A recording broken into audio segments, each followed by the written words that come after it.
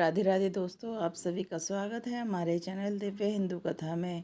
चलिए आज सुनते हैं नवरात्रि की कथा। भारतीय संस्कृति में पर्व त्योहार केवल आनंद और उल्लास का प्रतीक नहीं होते, बल्कि इसमें गहन आध्यात्मिक संदेश छिपा होता है। इन्हीं पावन पर्वों में नवरात्रि का विशेष महत्व है। नवरात्रि वर्ष में 4 बार आती है, लेकिन चैत्र नवरात्रि और शारदीय नवरात्रि का महत्व सर्वाधिक है। शारदीय नवरात्रि अश्विन मास की शुक्ल प्रतिपदा से नवमी तक मनाई जाती है। 9 दिनों तक माँ दुर्गा के 9 रूपों की पूजा होती है और दशमी को विजयदशमी दशहरा मनाया जाता है। पौराणिक कथा के अनुसार प्राचीन काल में असुरों का आतंक बढ़ गया था। उनमें से महिषासुर नामक दैत्य सबसे अधिक अत्याचारी और बलशाली था। उसने कठोर तप कर ब्रह्मा जी से वरदान पाया कि कोई कोई देवता या दानव और पुरुष उसका वध नहीं कर सकेगा। इस वरदान के कारण वह अजय हो गया और उसने स्वर्गलोक पर आक्रमण कर देवताओं को पराजित कर दिया। इंद्र, सूर्य, अग्नि, वरुण, यम, कुबेर और अन्य सभी देवता भयभीत होकर पृथ्वी और पाताल लोक में भटकने लगे।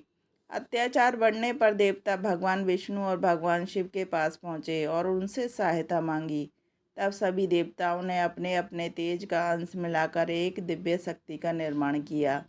इस शक्ति को आदि शक्ति दुर्गा के नाम से जाना गया। उनका रूप अत्यंत तेजस्वी, भव्य और दिव्य था। देवताओं ने उन्हें अपने अपने दिव्य अस्त्र और शस्त्र दिए। शिव ने त्रिशूल दिया, विष्णु जी ने चक्र, वरुण ने शंख, अग्नि ने शक्ति, वायु ने धनुष बाण, इंद्र ने वज्र, यम ने तलवार, कुबेर ने गदा और हिमालय ने सिंह वाहन प्रदान किया। इस प्रकार माँ दुर्गा शस्त्र शास्त्रों से सुसज्जित होकर महिषासुर के विनाश के लिए तैयार हुईं। महिषासुर ने जब सुना कि एक स्त्री उनका सामना करने के लिए आई है, तो वह उपहास करने लगा। उसने सोचा कि स्त्रियां कमज़ोर होती हैं और उसका क्या बिगाड़ लेंगी। परंतु जब युद्ध आरंभ हुआ तो उसने देखा कि देवी दुर्गा अत्यंत पराक्रमी हैं। 9 दिनों और रातों तक भयंकर युद्ध चला। महिषासुर अपने रूप बदल बदल कर देवी को छलने का प्रयास करता रहा।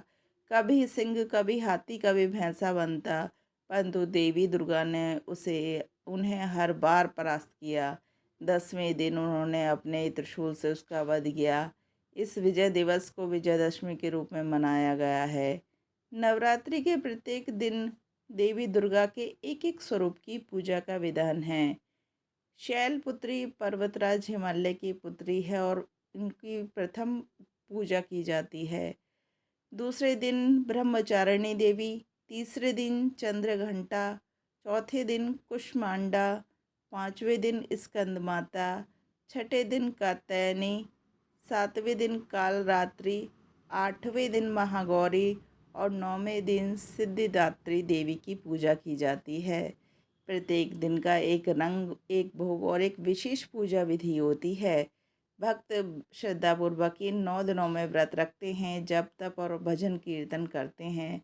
नवरात्रि का संबंध भगवान राम से भी जुड़ा हुआ है।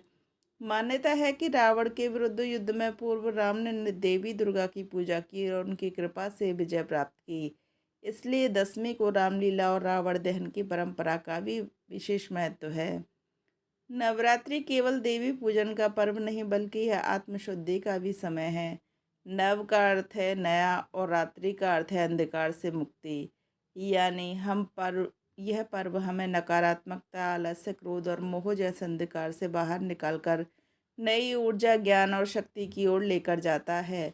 प्रथम 3 दिन तमोगुण का नाश करने वाली देवी की आराधना की जाती है और मध्य के 3 दिन रजोगुण को संतुलित रखने वाली देवी की पूजा। अंतिम 3 दिन सात्विकता और शांति प्रदान करने वाली देवी की उपासना। इस प्रकार नवरात्रि आत्म संयम, शक्ति और साधना का पर्व है। भारत में विभिन्न राज्यों में नवरात्रि अलग अलग रूपों में मनाई जाती है। गुजरात में गरबा और डांडिया खेला जाता है। बंगाल में दुर्गा पूजा का भव्य आयोजन होता है। उत्तर भारत में रामलीला और रावण दहन होता है।